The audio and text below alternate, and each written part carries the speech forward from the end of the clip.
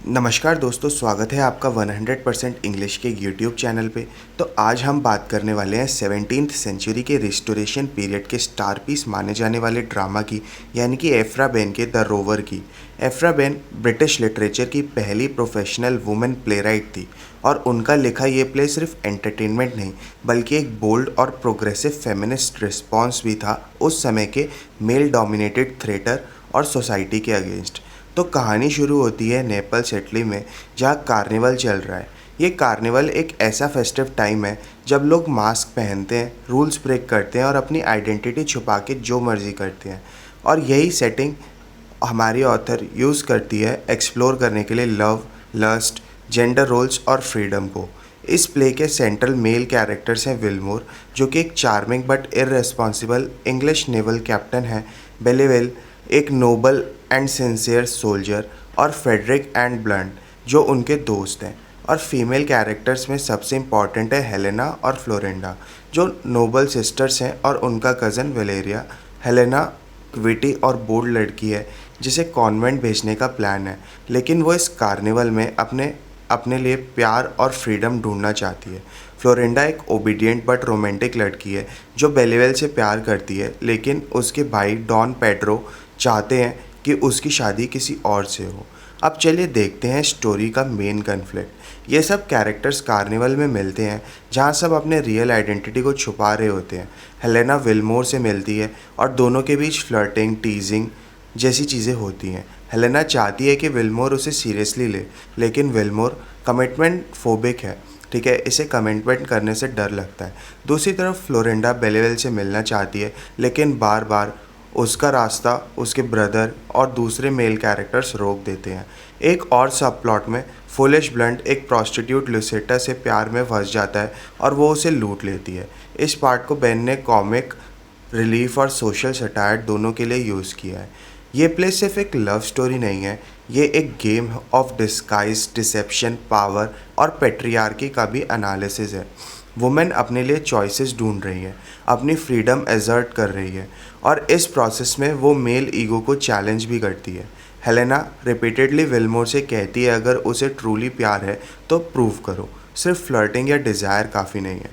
वो अपने लिए शादी का डिसीजन खुद लेना चाहती है, और ये उस समय के लिए बहुत रिवोल्यूशनरी थॉट था। चलिए अब बात करते हैं क्लाइमैक्स की।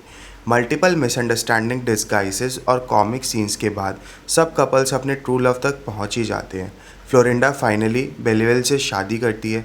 हेलेना विलमोर को कन्विंस कर लेती है कि वो उसे सिंसियरली प्यार करता है, और प्ले हैप्पीली एंड होता है। लेकिन इस हैप्पी एंडिंग के पीछे का स्ट्रगल हमारी ऑथर यूज़ करती है to expose gender injustice and double standards. अब चलिए समझते हैं इस प्ले के कुछ मेजर थीम्स को।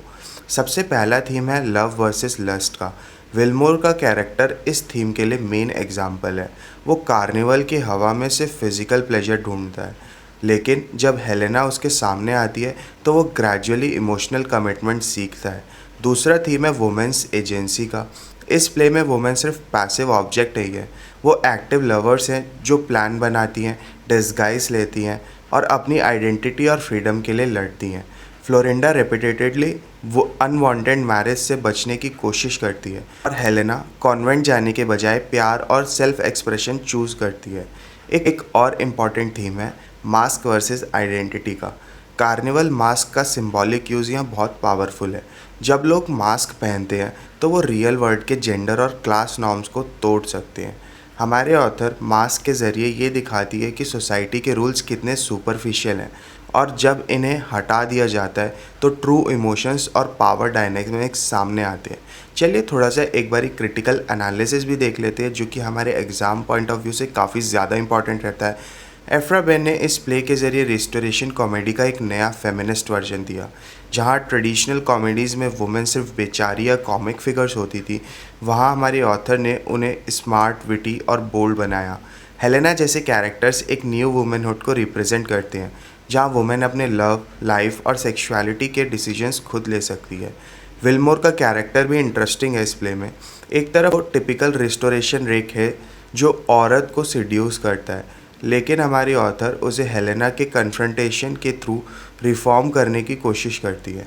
यानी ये एक सैटारिकल पोर्ट्रेयल भी है अनफ्लॉड मैन का जो सोसाइटी में डोमिनेंट है लेकिन मोरली एम्प्टी भी है। तो अगर हम सिंपली कहें तो द रोवर एक लेयर्ड ड्रामा है। लेयर्ड मतलब इसमें काफ़ी सारी लेयर्स है, जो एक तरफ कॉमिक है, दूसरी तरफ शार्प क्रिटिसिज्म है 17th सेंचुरी के जेंडर नॉर्म्स का। इस प्ले में एफ्रा बेन ने विट, सटायर और ड्रामा के कॉम्बिनेशन से एक ऐसा वर्ल्ड क्रिएट किया है जहां वुमेन मास्क पहन के भी अपना असली चेहरा दिखाती है और मैन मास्क के पीछे अपनी हिपोक्रेसी छुपाने की कोशिश करते हैं। आखिर में एफ्रा बेन का ये काम सिर्फ एक classic piece of restoration literature नहीं है, बल्कि एक हिस्टोरिकल माइलस्टोन भी है, जहां एक वुमेन प्लेराइट ने बोल्ड नैरेटिव के साथ सोसाइटी के कॉन्ट्रडिक्शंस को स्टेज पे ही रखा। द रोवर एक रिमाइंडर है कि थिएटर सिर्फ मनोरंजन का मीडियम नहीं बल्कि रेजिस्टेंस और रिप्रेजेंटेशन का भी एक ज़रिया हो सकता है। तो ये था भाई एफ्रा बेन का द रोवर, जिसका हमने क्रिटिकल एनालिसिस, थीम और समरी ऑफ द प्लॉट देखा एकदम शॉर्ट में। तो अगर आपको अपने एग्जाम्स में लिखने के लिए अच्छे खासे कीवर्ड मिल गए हैं इस वीडियो से, तो फटाफट से वीडियो को लाइक कर दो, शेयर कर दो और चैनल को सब्सक्राइब कर दो, क्योंकि 100% इंग्लिश पे मिलेगा आपको अपनी लिटरेचर से जुड़ी हर एक प्रॉब्लम का सल्यूशन।